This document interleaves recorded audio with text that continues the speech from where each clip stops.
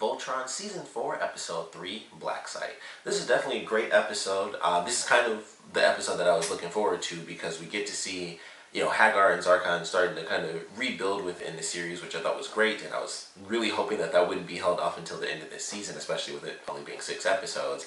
But it was really great for that side of the story, which was definitely the serious element, like, okay, here's the big build-up as to what's happening with Zarkon, Hagar, and Lotor, and all these secret plans that are going on. And then the other side of this episode was just absolutely hilarious, with Pidge returning with her brother. And it's like, hey everybody, this is Matt, secondary, genius. And so they're, kind of just bonding as siblings. It starts off, it's like, hey, let me take you on a tour. This is where we do this is this and that. And then it gets to this scene where it's like, this is our cow. And I was like, where the F did they get a cow from? Because it's a normal looking cow. I'm pretty sure it's just an earth cow, except for the part where the cow turns when Corinne and Allura go in there and there's like a little tattoo. Aside from that, I'm like, I'm pretty sure this is a 100% normal earth cow. And so, they kind of skip past it. I was like, I want to know too. Because even Matt was like, how'd you guys get a cow? And it's just like, they skip to the next thing. And I was like, okay, so they're bonding and stuff. They did some great stuff with Hunk in this episode too, because he has, they always go to Pidge for all the genius stuff, but Hunk is definitely, a genius in his own right. So I thought that was really cool that with Pidge, bringing her brother along, the three of them kind of ended up connecting, like, and I was glad this didn't happen, because I was a little worried. I was kind of starting to wonder a little bit if something was going to happen with Matt, where we find out that, he's being controlled or something weird like that. But fortunately, nothing like that ended up happening. It's just her brother. But he was like, hey, I have all this, this data and stuff. I always get super suspicious whenever somebody has some data. It's like, if I just plug this, foreign thing into your system, everything will be perfect. I always get super suspicious of that. But they have this moment where they're going through and they, the data's building up. And it's like, here are all the blank points of information that I have to help you guys complete, the info that you guys have. And so they go through this process of getting a message. I was like, okay, well, this is, fairly interesting. And, Pidge ultimately is the one who comes up with it. But it was Hunk, Pidge, as well as Matt kind of going through that process. And I was like, oh, that's really cool, because we never really get that from Hunk, even though that's definitely his thing. Like, Pidge is more science-based, and I think Hunk is more engineer-based, engineering science. But I thought it was cool. I was like, oh, we don't really get to see that too much from Hunk. So I like that. It was like a really small little thing. But I was like, I like that. The three of them, hanging out together doing nerdy stuff. And then, of course, going back to the main story, or I guess the more important story, or the serious one of this episode, it's definitely Zarkon making his return and Lotor, being cast off. Like, they find out the secret because Hagar actually, I guess, links into the mind of Nevri, I believe is her name, or Narti is her name. And I was like, okay, I'm curious how this is going to play out. And so, of course, she has this psychic connection. Lotor was like, all right, no big deal, scan for trackers, switch it up and scan again, destroy the tracker, everything's great. They end up being busted, and it's like, what in the world are we going to do now? And I thought it was pretty cool. I liked the way it played out. It kind of sucked, because I was like, oh man, I always thought, his crew would always be with him, and, I like those characters. And they're still they're really brand new, because they got introduced in the last season, which was, I guess, at this point, it's tied for being the shortest season with this one. So it's like, we never got to see them do so much, and I was like, oh, that really sucks that was how that had to end for, that character, where they're freaking out. They're like, how in the world were we tracked? And he realizes that Hagar had this psychic connection through the character, and he just killed her. And I was like, well, crap, was there any other way around that? Was there nothing that he could try? And it was just like, nope, boom, dead. And I was like, dang, that really sucks. And of course, that created a little shift, which, continues on with the rest of his generals. And it's like, well, dang, he just did that instantly instead of trying to figure out a way to do it. They're already busted. It's not like it would have made that big of a difference outside of course, where they were headed. But it was just like, nope, done. Killed her, and that's it. And it's like, all right, let's get that out of here. And I was like, wow, that sucks to see that character get killed off like that. Even though it was, one of the villains, still, newer characters that definitely have some cool abilities, without a doubt. So, sucked to see that happen. And then ultimately, when everything's all said and done, the message that ends up being received by Hunk, Pidge, and Matt is that Lotor is officially like an enemy of the state now. Like, his dad is back. Like, Zarkon is alive. It's like, I'm back. He's got like this whole Frankenstein's monster thing going. They got like tubes and stuff on him, like this, life support backpack deal. So we don't see his face at all in the actual episode because he's all armored up. But he's like, I'm back. Everybody needs to rally and kill my son. He escapes. He's officially an enemy, of the Empire.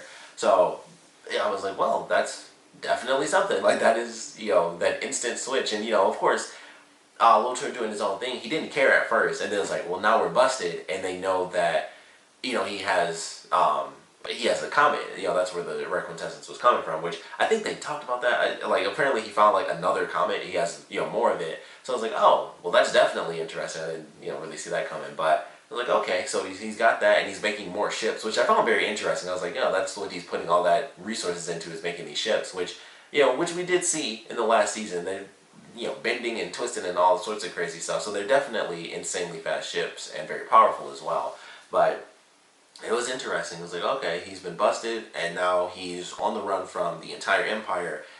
And he has, 3 people surrounding him who are supposed to be, his most trusted generals. And now it's like, well, he's instantly caused a rift by killing off one of his generals without a second thought. It's like, oh, we were being tracked because of her, so now she's dead. And that was it. So, of course, that's going to cause a rift there. But definitely a great episode.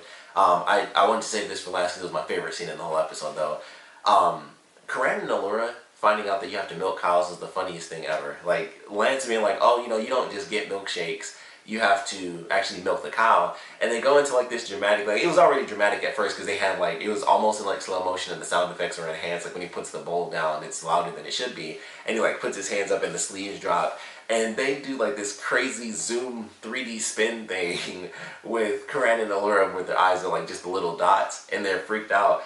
And Lance's hands on the udders. And he milks the cow, and they just freak out, and it was the funniest looking thing. I was like, the way they made that so dramatic, and them going like black and white and everything, it was just the best. Like, that scene made me laugh so incredibly hard. So I love that scene just for how hilarious it was. And then Lance being like, this is where we get the milk, and this is how we make milkshakes. And he's like, it's kind of like a milkshake right now if you guys want to try it. And of course they freaked out, and they like slide backwards and slide across the screen again, and they are done with milkshakes forever. So I was like, oh, well, that's just the truth. That's the way it is. And then Lance just takes a sip, and that's all there is to it, which is actually interesting. Well, this is a super random fact, but milk straight from the source of a cow is insanely different than milk in a carton. So the fact that he could drink like organic milk like that, it actually says something, because you can't just drink that and feel normal. Like, you have to be used to doing that. That's a random science thing that I happen to know. But I was like, oh, he must drink milk straight from the source a lot, because you cannot do that and just be okay. Like, after years and years of drinking milk from a carton where it's very different, that raw milk, very different from what your body is used to. It's still milk, but you might be in a certain location after you drink it. So that was just funny. It was the funniest thing ever. And it was just like the whole episode I thought was pretty funny. And like, everything they did on the ship was like comedy based, and then the other stuff was the serious stuff. But definitely a great episode leading into the next one. I've seen the next 2 episodes. I stopped right before I watched the finale because I was like, all right, I don't want to watch the rest of the season. I want to do these 3 reviews and then just kind of save up for the finale and have my theories going and stuff like that. But the next episode is really good too. If you haven't checked it out, obviously I'm not going to spoil it here, so I'll get to my review. But it goes perfectly in line with this episode. It's a hilarious, just an over-the-top silly story. Definitely fun. But this is definitely a good episode. It had half the story was, or I guess it was more like 25% of the story really was like the comedy stuff. And then it was like the emotional element of Pidge reuniting with her brother, and them having this moment of being able to just have these tours, and how excited she was. Like, this is the ship, and this is where Allura is, and then these pillars come up, and then she uses her energy to connect to this crystal psychically, and then that controls the whole ship. Like, she was just so excited, and her brother was just super happy. Like, all the stuff that his little sister had done, and how they went to an alternate dimension, and how she had all these amazing skills and all the things that she'd done since he disappeared. And it was just a really good moment. And then, of course, the more serious stuff, the darker family story in this episode, of course, Lotor being, kind of separating from everything and everyone that he knows, including his trusted general. So definitely love what they did with this episode. Of course, would love to know what you guys thought about it, so please comment below. Let me know your favorite parts about it, your least favorite parts about it.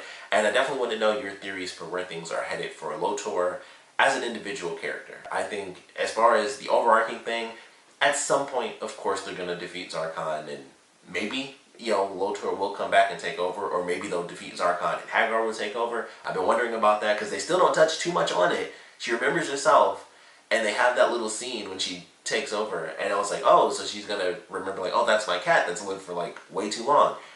Nothing. None of that happened. It was just that one scene when she's in the mirror, and she sees herself, and she's freaking out, and then she goes back to being just Hagar in front of everyone else. So it's like, does what she remembers seems to be more enhanced, although we just haven't seen it, but it seems to be like she remembers more than what even Zarkon remembers. So it's hard to tell exactly where they're going with that. But as far as Lotor, he's kind of screwed. I don't know if he's going to die officially, but I just feel like by the end of this season, he's got to be on his own. Like, there's just no way. Like, he's already caused a rift. He's already an enemy of the Empire.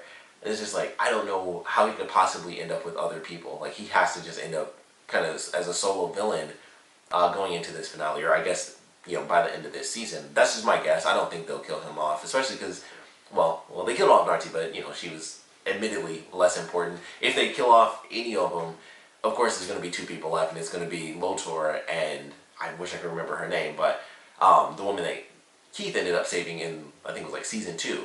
So she'll be the one who lives. If they kill off all the other ones, she will be the one to live, because it's clear that she's like the leader of those generals. So that's obviously how that's going to play out. But I would love to know your theories for what's going to happen with Lotor by the end of this season. If you guys have theories for, where you think his character might go just for the series, I would love to read those as well. And of course, like I said, I want to know what you guys thought about this episode in general. So please comment below, let me know, and thanks for watching.